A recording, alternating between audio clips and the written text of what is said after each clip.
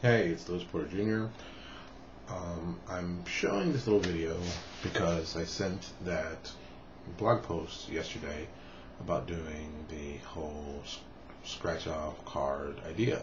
So I wanted to show you a great example of someone who's already doing it and something that you can probably copy an idea from and base it on this, but I think it's working. This is a game add-on card that I got from GameStop. GameStop has like a whole shelf full of these. There's like tons of them for all different games. You know, $5.99, little add-on. This is it. This is the same thing we're looking to do. Same size, same thing. Okay. Couple things since I've been reading it and I've been reading other people have been posting and saying. One, I think it needs to be like this big. Because A, it takes up enough space. It's reasonable to see. Plus, you can put a lot of information on here. I think a friend of mine, Mark Cathro, over at Scorched Earth, is doing business cards, and I think it's just going to be a little too small for that.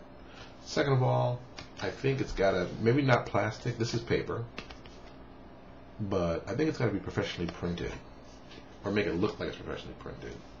I mean, to the point where people go, oh, wow. Also, it's got to have some heft to it. If it's paper thin like a business card and it's too flimsy, too easy to rip, too easy people don't care about. And this, you know, this is what it is. Pretty thick, pretty well put together. This is good. Also, there's a barcode. I mean, you can see it. There's a barcode on this one. And I'm thinking of, instead of putting, well, this would be a scratch off space where you'd have the hidden website. But you'd also want to put, right in here, is a QR code. And for those who don't know what a QR code is, quick response code, it's like the little squares you see all the time in ads, like, of course I won't actually know. Fast Company will have one. You've seen all in ads everywhere. And I'm trying to find one now, and you can't find one, of course, because when I need to find it, I can't find it. Jesus, really? I'm looking at Wired magazine. I know they got one. Oh, is that it? Is that one? No, it's a bad logo. It's like a little box you see in the corner. It's got all this pixelated stuff. Wired. All this little pixelated stuff, and you look at it and go, what the hell is that? And then someone who knows what they're doing takes out their smart camera, scans that little QR code, and sends it to a website. So my idea is, really? I'm looking through this book I haven't found. There it is, there's one. Finally, Jesus. See that little thing? Little black thing. Oh. The black and white thing. Oh, that thing. That's a QR code. You can make them online for free. You don't even have to pay for it. There's so many generators out there. You can just type in QR code generator, and there'll be tons of them. You go, it's an image, you shoot, you push whatever size you want, you're done. But I'd put that on here, so anybody with a smartphone could scan that.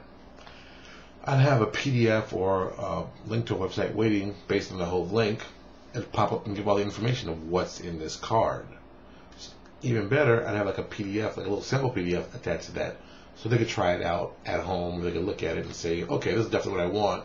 Let me go in the store and buy this, and be done.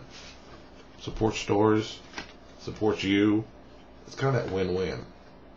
To tell you the truth, I wouldn't use RPG Now to do this, because it's going to add a cost in that you don't have to.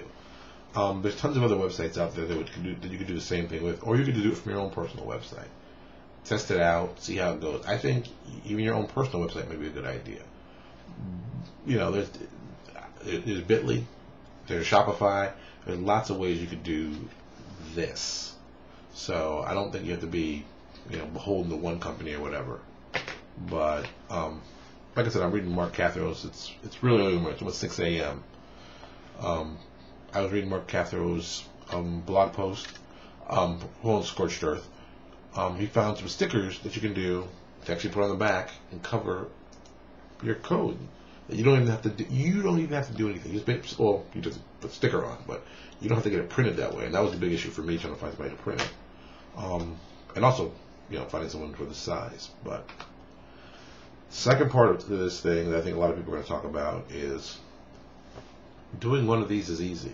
I think the next step will be building a big rack that people can put their ones on this and sell this.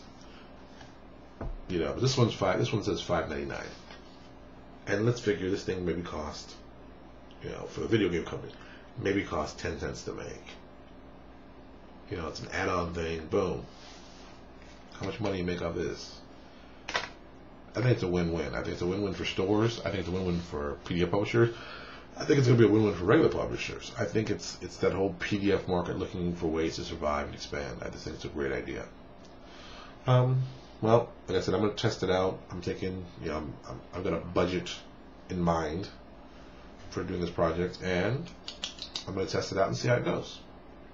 Talk to y'all later.